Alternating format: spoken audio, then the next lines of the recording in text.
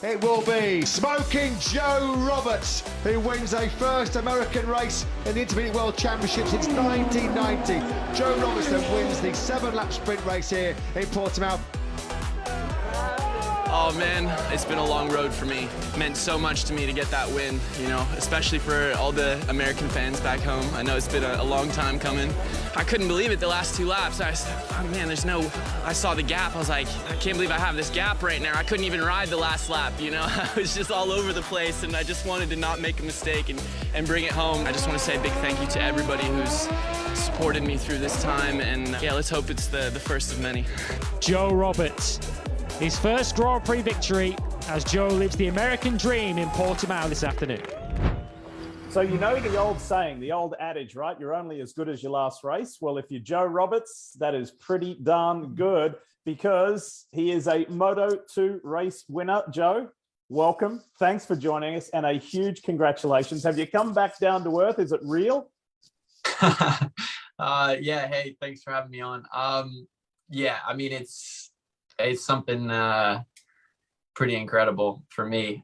Just the feeling. It's some people have been asking me what it feels like, and I think the only real word is just pure happiness. That's the only thing that comes to mind when you get your first win. So I mean, the Monday I was driving my car, and I don't know, just burst into, I don't know what it was, just like a happiness, just smiling. I couldn't stop smiling. So yeah, I mean, it's just something I've been chasing for a long time, you know, me and my team, and it's I mean, it's just a special race for sure, but I mean, still great just to come away with the win and get that off my back. You know, I feel like I've been chasing that for a long time, you know.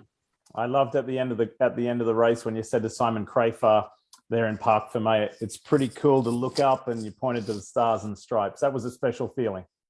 Yeah, I mean, I honestly, I meant it, like looking up and seeing the flag at the top there, and more also just hearing the national anthem. I mean, it's been so long.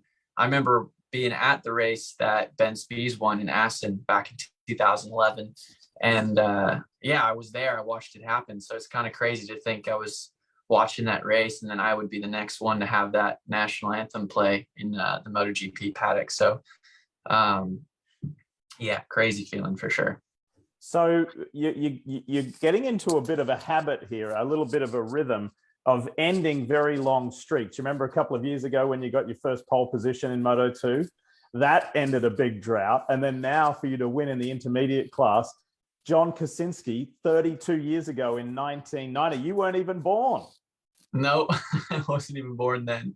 I mean, that's a crazy statistic for me. And I mean, just to know that, I mean, I've known it for a long time, you know, being in the Moto2 class.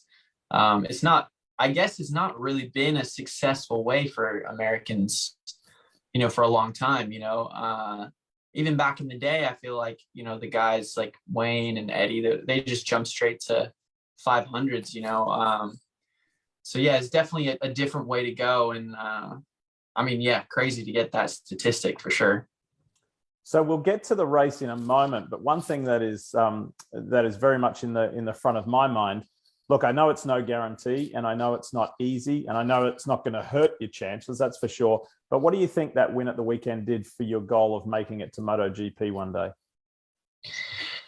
Yeah, that's, I mean, it's something I don't have, I guess I have control over that just based on what I do on the track. You know, that's kind of what would get me into MotoGP is just, you know, getting race wins. That definitely helps. But, I mean, it's something that I feel is left up to, you know, my management to figure out, or the teams who are interested. But all I can do at this moment right now is keep having good weekends and doing what I know how to do and ride motorcycles fast and try to win races, you know. So, I mean, wherever that puts me is, you know, where it will be. But obviously MotoGP is definitely the goal at some point. What, talking of big names in the sport, what notable people have reached out to congratulate you, or have you spoken to since the victory? I got a call from Wayne, which was great. Wayne's been a kind of a family friend for a while now, since about 2000, for a long time. So it was really nice to hear from him. always get a nice chat with him. Kenny Roberts reached out to me. Fantastic. Yeah, well, he sent a nice Kenny Roberts message. He said, "Congratulations. Now you got your finger out of you know what, and get it done." So thanks, Kenny. But yeah, I don't know, just so many people. I think the amount of support I've had just in my career in general, especially from the American fans, has been overwhelming. Every time we go to COTA, I just feel such a immense amount of love from all the fans. And I mean, I said it in the park for May. It really, I dedicate it to all those people that have been waiting for a long time for American flag to be at the top of a Grand Prix podium. So, and all the people that have been around me, just it's been a long road, and a lot of people in the background that have pushed me along. You can't do it on your own. You need the people around you and the support, and because the doubts do creep in, and you rely on those people to just be there for you.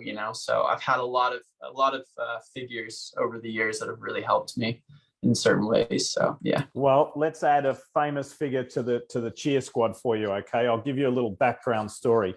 Saturday night was Monster Energy Supercross in Foxborough, Massachusetts, in Boston, where I work with my teammate and friend Ricky Carmichael. So we finished that. We drive home late Saturday night.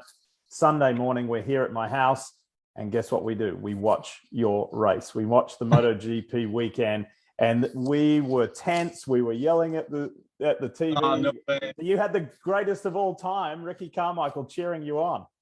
Yeah, I mean, honestly, Ricky, being a Supercross, it's obviously not my sport, but I mean, I've been a huge Ricky Carmichael fan for a long time. I mean, I grew up watching the Supercross races back in the day and stuff, all the battles with him. So yeah, I reached out to him a couple times on Instagram too, just because love the guy. That's big great. Inspiration. That's great. Well, you got our Sunday off to a really good start, that's for sure, mate. So let's get to the meat of things, and that was the race. It was an extraordinary race. And I mean that in so many different ways, because of the crash, because of the mixed weather. There were 8 or 9 riders that went down and couldn't restart. So let's go back to the restart. You're in a good position. You got a fantastic restart and took off. Tell us the rest. Yeah, I mean, just even going back to that first part of the race, I think it was just a kind of a crazy kind of start to it. I mean, the weather we had all weekend was crazy. Just it would be sunny and then raining.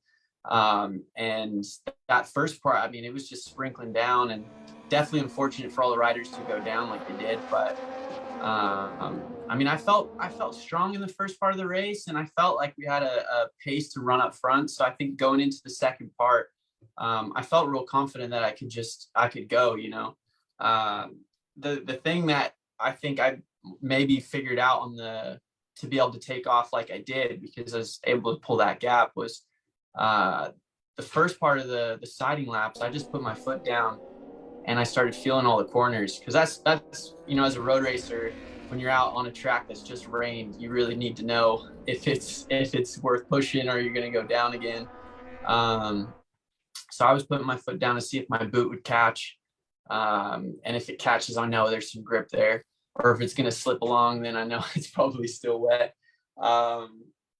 And yeah, I mean, the track felt okay to me. I felt like I could push, and I got out. I got behind Jake Dixon, and when he threw it down, I just saw a huge open track, and I said, this is my race to lose, and it's just go time. I mean, I love that track, so I know it well, and had a lot of good success there too, good races in the past, and done some good lap times there, so I knew what to do, and I just had to put it together, and I knew it was my chance, and I couldn't let that one go. I had to bring it home for America, and I just knew I had to win that race. So I mean, someone had to win it, so why not you? Hey, so you know what it's like to walk back into the paddock at the next race weekend as a podium getter. You've done that before. You know what it's like to go back to the racetrack as a pole position winner. What's it going to be like entering the paddock at Jerez in Spain this weekend as a race winner?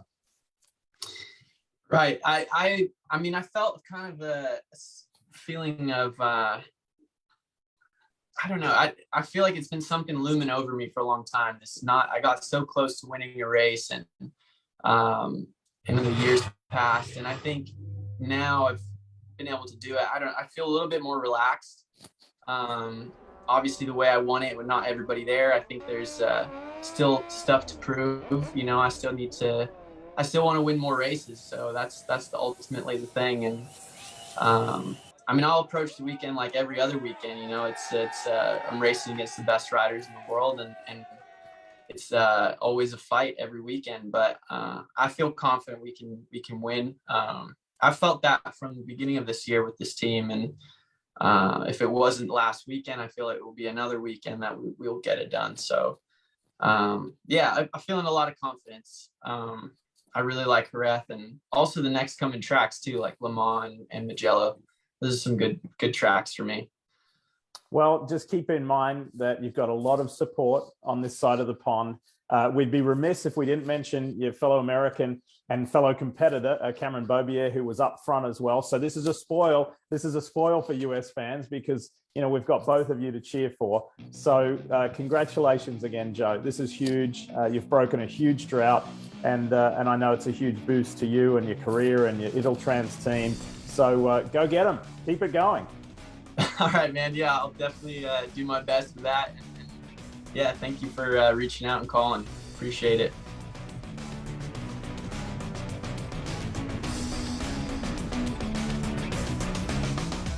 Hi, I'm Will Christian, and thank you all so much for watching. I'm here to remind you to hit subscribe for all the latest Supercross news and highlights. And of course, don't forget to sign up for Peacock Premium. That is now the new home for streaming for all live Supercross events all season long.